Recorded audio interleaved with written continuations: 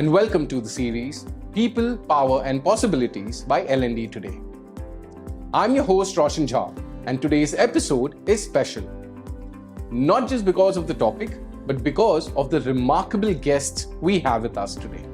As the world faces rapid technological shifts, geopolitical changes, and workforce transformation, the role of human resources is evolving from a function to a force, a strategic engine for people, culture, and performance. Joining us today are two incredible leaders, Mr. Anirban Banerjee, CHRO, with decades of global HR experience and a firm believer in aligning people strategy with business outcomes, and retired Colonel Rajiv Ghosh, a decorated officer of the Indian Army, now an organizational development expert, someone who has led in battlefields and boardrooms alike.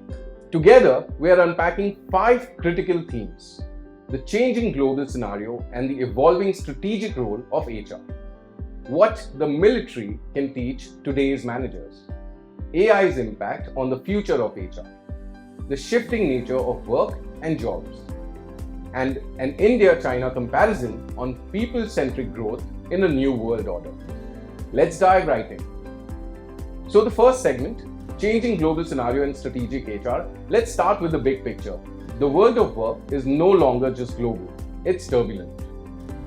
Thank you, Mr. Anirban Banerjee, for sparing your time with us. Thank you so much, Roshan. It's a pleasure being here with Rajiv as well. Mr. Ghosh as well. Thank you for joining us. Thank you. Great. So the question is for you, Mr. Banerjee. In today's volatile global landscape, how do you see the strategic role of HR evolving? I think that HR is going to play or currently playing a very significant role in every aspect of business, that is the people side of business. Right. See, businesses are driven ultimately by people, what ideas they have, how Right. they can execute it, how they can innovate, how they amalgamate technology into the business, Right. and which has got a very strong impact on the economy. Yes. So that's one segment of it. Other than that also, if you look at the academic research and all that area, it is ultimately what people are able to do or they are not able to do. Right. So that is why I think it is now we are at a point of inflection where we are going to see HR playing much more central role Mhm. and a strategic role where they would be playing a key as a driver for business, because right now with AI coming into play, people, technology, and the strategy has to be integrated, Right. and someone has to anchor it, and HR is probably the best anchor, because see, capital is accessible. You can access technology also to a great extent, True. but the talent pool that you can develop in a country or in a business Mhm. is something unique to its own, and that is what is going to determine the strength that you can kind of play around with. Absolutely. Absolutely. So what is your take on this? See, my take on HR is that in all businesses or any kind of organization, Right. I will talk more about organizations. I will not talk more about profit and loss, Sure. because I come from the army, so we are more organizational centric. Right. So any kind of organization, the role of HR to keep the organization moving, whether it is profit and loss, whether it is organizational values, Right. whether it is welfare, whether it is human resource and human mind management. Right. HR's role is tremendous, and the biggest capital for any organization to drive the organization well is the human capital, Right. which is True. managed by the HR, the bosses, the leaders. True. And like Anirban brought out, capital is not an issue, technology is not an issue. The biggest issue is management of the People. resource. True. I'll give you a small example. I was reading somewhere that in an organization, the Gen Z, Gen Z. Right. the Gen Z guy is a very technologically advanced. They technologically they are very good, True. but emotionally they are not as screwed up as the senior lot. True. The senior management is not technologically very advanced, Right.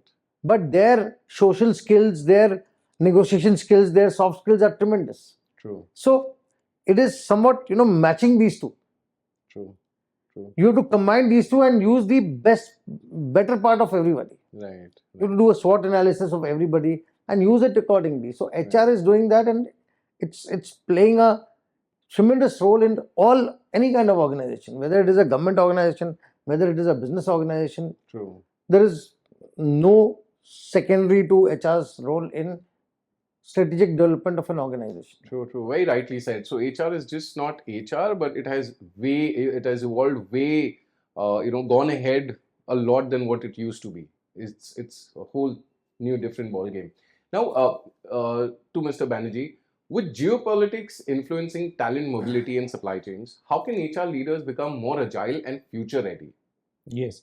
Now, I think there are two things which is playing out. One is 20 years back in the Indian context, HR was more of an administrative work. Right. And today, 2025, it has got people from psychology background, from people who have got an understanding of sociology, technology, Right.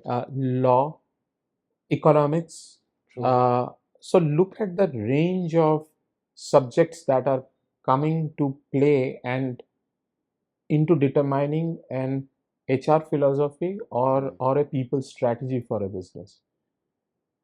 Now, as you asked, that the changes that we are seeing, see, if you go look into the Middle East, Saudi is a very big way moving forward into a lot of areas, and they would need a lot of talent. Similarly, in the last decade or so, UAE has also seen the transition, and they are also going to go further into that direction. Right. Southeast Asia, with the changes in the tariff and the changes that we are seeing around the world, a lot of these countries are also going to scale up more. Right. So, what is very important for our policymakers to kind of take into consideration, that how do we make sure that we create the right conditions in India, that we are able to grow talent, Right. and retain them over here. True. Right now, we have a problem of a lot of people moving out of the country for opportunities. Right. And so there are parallelly two problems that we have. One is creating the opportunities, and the second part of it is that the people who are coming out of the university, how do we kind of make sure that their skills are relevant to what the industry needs? True. And now this is also a big problem, that what is big, there is a little disconnect when it comes to the academics, what they are imparting as skill, and what the industry is expecting as from Right. the young recruits. Now this, once it is fine tuned, I think India will be in a better position to take advantage of the geopolitical changes that are taking place. Right. And we will probably be able to see that, find out a best way where people who have moved out, they find a way to contribute into the economy of this country, into the opportunities that can be evolved in this country. Right. So that's, I think, going to be a very important aspect which we should be able to focus on from a macro point of view. True. True. From a micro point of view, I would say that Indian organizations needs to kind of evolve into two specific areas. One is that how we develop and focus the capability, because AI is going to bring a lot of shift in the way we are working right now. True. True. And the other one, which Rajiv pointed out, is the social skills. That's very, very important, because ultimately business is driven by trust. And if we are not able to develop meaningful relationship, then the trust will not happen, and you will see always a productivity level, and the growth of the business will never be to its potential expectations. True. True. Interesting. So, keeping the talent, retaining the talent, and nurturing it are the key aspects Yes. of what you said right now. So that also makes me ask, the question is to the both of you. So is HR finally getting a seat at the strategy table, and what does that mean for business outcomes? What I purely mean is HR a part of the board room as well? See, in the previous couple of years, HR has been questioned as HRBP. Yes. So now HR is definitely a part of the boardroom, Right. because all the major decisions, all the business decisions, all the major decisions, HR's role is the most important role. True. Because say you want to expand the business, Right. so you need manpower, Very true. you need resources, you need specialist people. Who gets them? HR gets them. True. You want to retain people. Right. Who does it? HR does it. And how is it retained? By good policies, by imbibing good values, by looking after the employees. Benefits and perks. as well. Benefits and perks. Benefits and perks. True. By looking after the employees. True. Now, during COVID, we had a system of work from home. Yes. So, work from home, the biggest loss was, what? People were forgetting those organizational values. Right. Every organization has got values. Like every family has got values. True. You belong to a family, you must be having some family values. Absolutely. So every organization has got values. But when people were not coming to office, so they were losing values. True. True. Getting up in the morning, getting ready, wearing a proper dress, coming to the office involves a lot of things, and which inculcates a lot of good values. True. True. But you are just doing toothpaste and sitting down and on the computer working the whole day, not interacting with anybody, not understanding the Right. system of your company. So this is how it doesn't work. True. So when a lot of companies came back to the work from office model, a lot of youngsters didn't like it. Right. A lot of youngsters, there was mass resignations and all. But see, when people grow as they age, they understand the importance of these values, and this is what the HR does in the organization, is they make sure that the values are understood and imbibed in people. True. True. So that is why HR is one of the most important facets of any organization. True. True. So you're in the role yourself. We want to know from the horse's mouth, what is the situation there? See, technically, HR probably has come into the boardroom, Right. but how significantly it is able to use the seat on the table Right. is probably something that the HR people will have to ask themselves. And the reason I am saying this is uh, right now, a lot of HR people are very, very focused on a lot of transactional work that the organization, which is part of their role in the organization. Right. But contributing at that level, where part of the board is directly proportional, I would say, to their understanding of the business, their understanding of what's happening in the economy, and how the geopolitical space is playing out. So that requires a lot of understanding of other subjects, Right. and which will kind of make it possible. But yes, one change that I would say, that two changes that I've seen is HR has come a long way, in terms of being as an influencer. Right. See, HR has got a very unique, what Rajiv was telling, the entire organization does not report to the CHRO or the HR head. Correct. They report to the manager. They're part of those businesses, Right. units or departments. But it is up to the CHRO or the head of the HR to be that pillar, Right. be that person which he or she is able to influence, and that requires a lot of depth on subjects, which is just not merely transactional, because Right. we are all going through changes. And what has happened in the world is that earlier you used to see changes taking place over a period of 5 years, 10 years. True. Now those changes are happening in 1 or 2 years only. Very true. Very So they have to kind of be more responsive to what's happening in the world. Right. So I mean, very rightly said, because business is doing business anyways, and HR becomes the people part of the business, which Correct. drives the business. So very Yes, rightly yes. said. So, to you, the question is, sir, how do organizations need to recalibrate their workforce strategies in the face of global uncertainty, from a risk and resilience lens? See, in the past 5, 6 years, I will not go beyond that, but past 5, 6 years has been a really, a really very disturbed time for the entire world. We Right. saw COVID, 2020, we saw COVID, 2, 3 years of COVID. True. Then past 3 years, we've been seeing Ukraine-Russia war. Right. Now we are past 2 years, we are seeing Israel-Palestine war, Right. and little bit of disturbances here and there. And Indo-Pak tensions it's a perennial problem for past 75 odd years. Absolutely. So the world is going through a lot of churning movement. Right. And Middle East, they have their problems throughout. African countries, they have their problems throughout. Right. But these past 5, 6 years, there's been so much of disturbance that it has created disturbance in human resource. It has created disturbance in supply chain. Mm-hmm.